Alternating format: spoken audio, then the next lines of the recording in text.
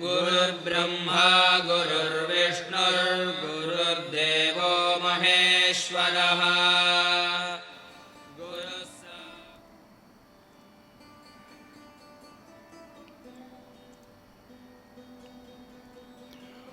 Over the past 2 years, there has been a remarkable surge of interest in the field of artificial intelligence.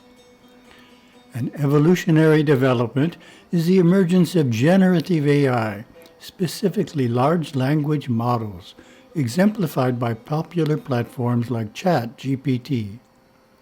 These systems have the ability to provide answers to questions in a human-like way at remarkable speed. Toward the end of 2024, Apple came out with its own AI model called Apple Intelligence. That gave me the idea that Hinduism has its own unique form of AI. I call it Adhyatma Intelligence. The Sanskrit word Adhyatma means spiritual, so Adhyatma Intelligence or spiritual intelligence refers to knowledge that comes from the soul. Such knowledge is commonly referred to as intuition, superconsciousness, inner voice, insight, and foreknowledge. A Sanskrit term for intuition is Anubhava Bodha, which means knowledge from inner experience. This is distinct from the intellectual knowledge acquired by studying books, for which the Sanskrit term is buddhiyana. My guru, Veylanswami, gave this description of intuition.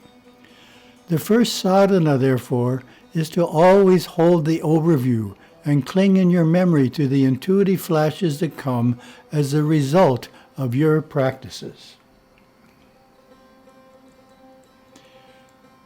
These intuitive flashes come from deep within and are the only thing that should be remembered, for this is your jnana, your insightfulness, your own wisdom breaking through.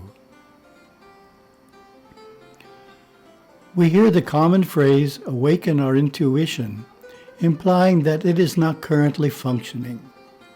Gurudeva presented another perspective. Intuition day by day occurs spasmodically, but it does occur. And systematically one can gear his observation of his own intuitional faculties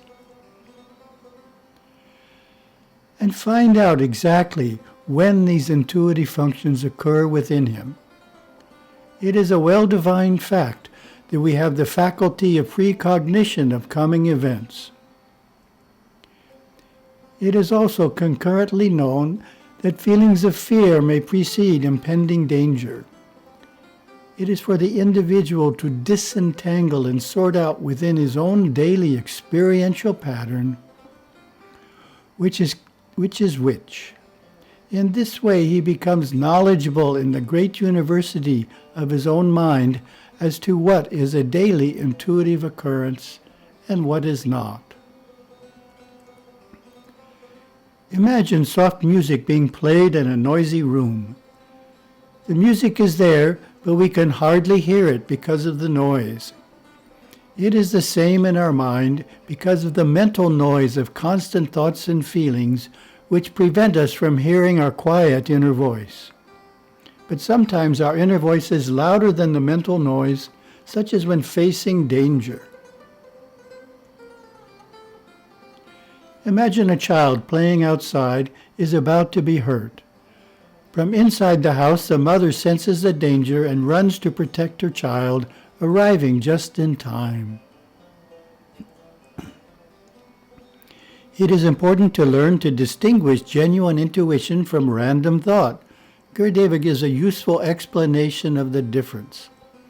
Desires come through feeling, warmth of emotion, as do thoughts, schemes, ways of manipulating the media forces for one's own personal benefit or that of a loved one.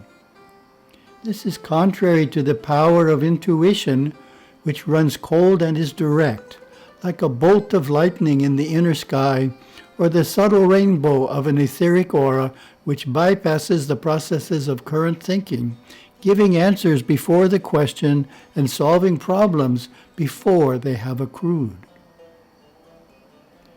A key practice enabling us to regularly experience intuition is to observe how our thinking mind functions. This requires that we practice meditation regularly over a long period of time. When attempting to meditate, our thoughts tend to quickly go to past events and future plans. We must gradually control this pattern through our meditative practices.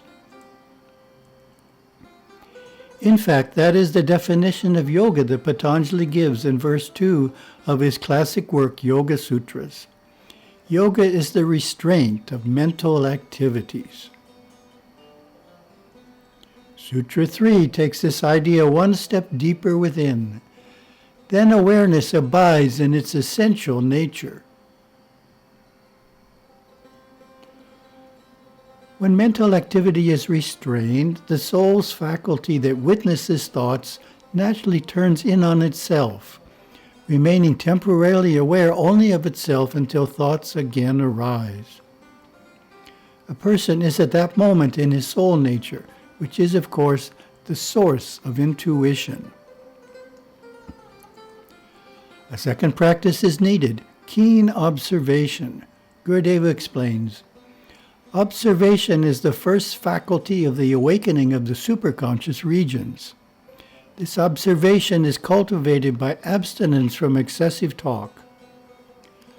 Unfortunately, excessive talk is a strong habit. Constant talk overloads the subconscious mind and is the source of unwanted thoughts that arise when we try to practice meditation. To avoid excess talk, it is helpful to establish a weekly time of silence. For example, 1 hour every Sunday during which talk completely ceases. For those who are retired, the period can be longer. The discipline of remaining silent is called mauna in Sanskrit. Fortunate individuals have a schedule that allows them to practice mauna for an entire day every week. Ardent seekers in India take vows of silence for months or longer. Paramaguru Yogaswami didn't experience AI, but he spoke of what I'm calling adhyatma intelligence. He worked intuitively, responding to those who came according to inner orders. In explaining this process, when you are pure, you live like water on a lotus leaf. Do what is necessary, what comes to you to do, then go on to the next order you receive, and then on to the next that comes. In this way, he prodded visitors to follow their intuition. He advised, boldly act when you receive orders from within. You need not wait until all details are in order. If you wait for everything to be worked out, you may miss your chance. Have faith and do the work that comes from within. Money will trail after you if you are responding to divine orders. Helpers will come, everything will come. You have only to follow carefully that which comes from within. When asked how to find one's inner voice, he offered, Summa Iru, be still, and what you need will come to you. Summa Iru was his constant command. He practiced this himself and heeded the instructions that came. Someone would ask him a question and he would wait for his orders. If he felt no orders, he would do nothing. Once a man drove up to Swami as he was walking through town and asked if he could take him anywhere.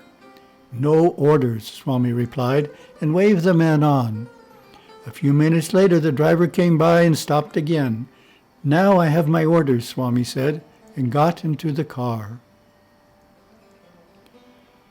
Gurudeva's and Yogaswami's advice on how to find our intuition is the same. Gurudeva, practice mauna, abstain from excessive talk. Yogaswami, be still, summa iru. Here are two useful techniques for tapping your intuition to solve a problem. The first is that if you find yourself unable to solve a problem and are thinking in circles about it without making any progress, take a break. Take a 15-minute walk, come back and look at the problem again. Sometimes the answer will be immediately self-evident. Relaxing, taking the mind off the problem, allows your intuition to be known. Second, at night, just before sleep, write down the problem. Make sure your description is accurate and complete. Rewrite it until you have captured it fully. Go to sleep with the expectation that you will awaken with the intuitive insight that eluded you. The two types of knowledge, Anubhava Bodha and Buddhiyana, are distinct but complementary. Anubhava Bodha is using the soul's faculty of intuition. Buddhiyana is using the intellect's abilities such as memory, reason, logic, and observation. The knowledge we acquire through the intellect can provide the basis for intuitive insight. In science, for example, mastering the existing knowledge in a field, such as quantum physics, can be the foundation for unfolding deeper insights in that field through intuition. In spirituality, studying Hindu texts such as the Yoga Sutras can be the inspiration for inner experience of the truths the texts are describing. For example, gaining inner knowledge and experience about your soul's inherent omnipresence.